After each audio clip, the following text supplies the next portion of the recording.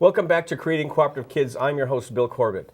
According to the National Association of Anorexia and Associated Disorders, 95% of those with an eating disorder fall between the ages of 12 and 25. Now, over half of teenage girls and a third of teenage boys use unhealthy weight control behaviors, such as skipping meals, fasting, smoking cigarettes, vomiting, or taking laxatives. So what can parents do to be sure their children don't follow this path? My next guest has some critical advice for parents. Annette Aberdale-Kendra is a registered nurse and certified clinical aromatherapist who specializes in female wellness. She's the author of the book Group, Voices Within the Journey of Eating Disorder Recovery, and is a strong advocate for young women on the subject of healthy body image. Welcome to the show. Thank you. Thank you for having me. This is a huge problem, and so many parents get worried about it when they're paying attention. Right. So first of all, I just want to know, how did you get into this?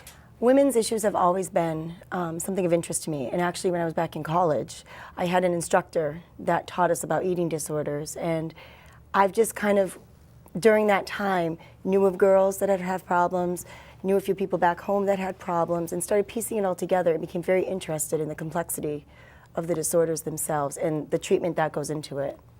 In a lot of cases that have gotten really extreme have made the news, and it's frightening as to what can happen and how quickly it can creep up. Absolutely. When the adults the adult caregivers really aren't paying attention to them. So how can we prevent these kinds of eating disorders in young women? Well, I think you can't ever really prevent, but there are things you can do to kind of help maybe, you know, not have them happen so bad or so often. I think as parents, it's really important, the first thing is to be good role models with our own body image, with our own diets, with our own exercise habits around, you know, our own bodies. Role modeling that and becoming familiar with what is really healthy and showing our children that is key. I think another thing is teaching our children about media literacy. I wish that that would become part more of a school education thing also. Our children are bombarded by so many social messages. I mean, if you look at the cartoons on TV, you know, the images of the female and male bodies are so in their face at such a young age. And those do plant seeds. And so in order for somebody to develop an eating disorder, I try to describe it to people as a fire starting. You need all the perfect elements there for it to happen. So that's why I said, you know, you can't always prevent it, but there are steps we can take to prevent some of those factors from being there that could ignite into an eating disorder. And I know there's a lot of experts like you out there and organizations that are really trying to push the media because of what they've done. I mean, if you look back to when we were kids, look at Wilma Flintstone, Right. how thin she Right, was. right. But there's a difference today. The peer pressure and the pressure from the pop culture, the media, Right. I think is much stronger than it was. Now, it was certainly there when we were younger, but it just seems to be worse.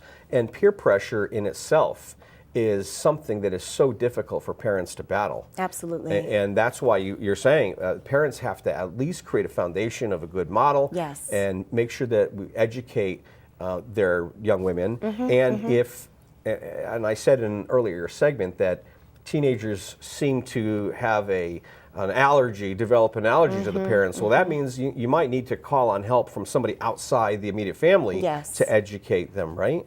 Yes, I mean, you know, I talk about that in my book too, because I worked with girls in a group setting at the ages of 16 to 22, at the age of what you're talking about, when they don't want anything to do with their family. You know, they need them, but they don't want them, basically.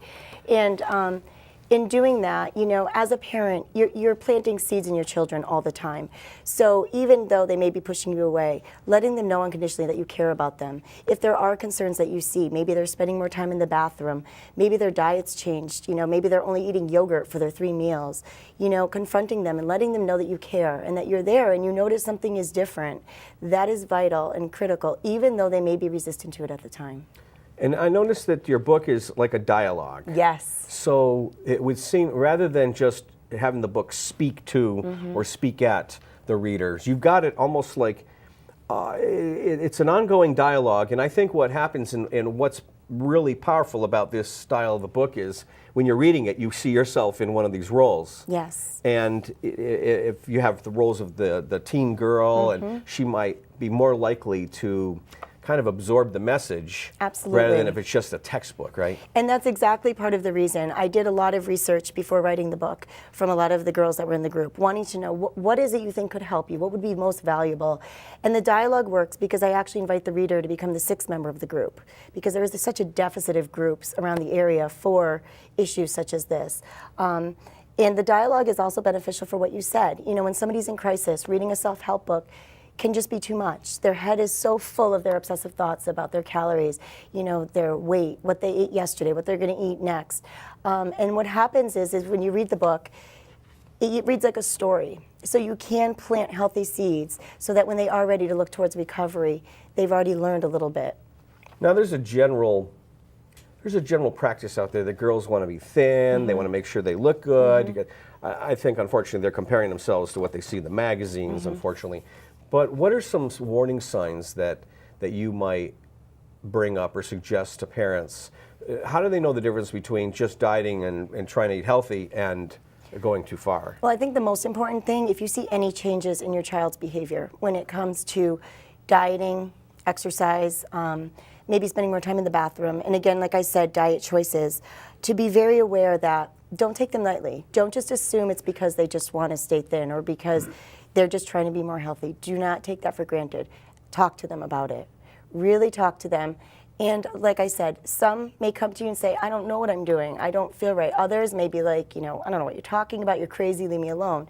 But you're planting that seed, that you notice that something is off. And that is the beginning. Because the most important thing I can say here today as from a parent to parents, when it comes to eating disorders, early intervention is so vital for recovery. The earlier you can get your child into treatment, if you are concerned that they have an eating disorder, the better off things will be. And is part of that process to seek outside help? Yes. Perhaps see somebody like you? Absolutely. And bring her to see an expert? Absolutely. I think the first thing would be a physician. Make sure that they're physically healthy, that there's no other reasons for what's going on. And also, eating disorders can be fatal, so you want to get that baseline of where they are with their health when you're concerned. Then you would get a social worker or a psychologist for verbal therapy. I'm a big advocate for group therapy. Often a nutritionist is needed to kind of mend that relationship with food. And then a psychiatrist also if medication is warranted. So a whole team approach is my belief, and also a mind-body-spirit approach. Because as a nurse, I'm a firm believer that you cannot just heal the body, you just can't heal the mind. Everything has to work together in unison. And that's part of what I've done in my book and what I did in the groups. I worked on more of what was behind the behaviors for these girls, not just the behaviors themselves, so that they would gain tools and learn about themselves that will carry them beyond their recovery. So someday when they become women and they're going through different things in their lives, they're able to stay more balanced so that disorders like this don't keep rearing their ugly heads for them.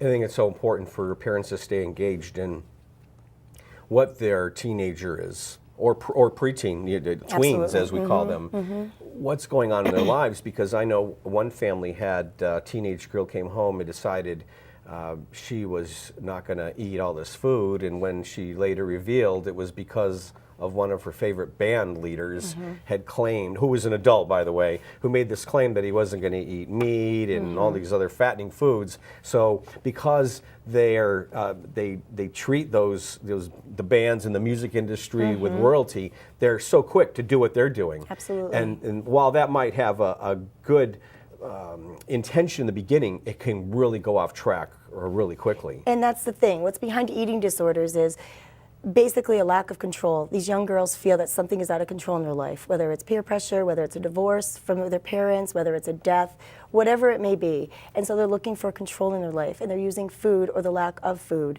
to kind of give them that sense of control. But the irony there is that in the feeling of gaining control, they're actually losing more control of their life. And that's where the disorder kind of attaches and carries on. And then we have other disorders where they become so obsessive on certain things, which can actually create or cause something to go off the track and make it get even worse. Absolutely. So your message is don't take anything for granted. Right. Look for any slight changes in your child. Seek help from your pediatrician in the beginning, or the family doctor to see if there's anything here they should be concerned about. Get involved with the child's friends or activities. Stay engaged. Know what they're doing. and then if necessary, seek out an expert like you. And be a good role model. And be a good role model. Thank you so much, because this is a very important message. Thank I you. appreciate you coming out and sharing this with viewers to help them who may have some concerns. Thank you. Keep up the good work. Thank you. Some parents think that helping their children to do well in school is to make sure they do their homework every night. But it's a lot more than that, and my guest in the next segment has a plan that just might work in your family. We'll be right back after the short break, so don't go away.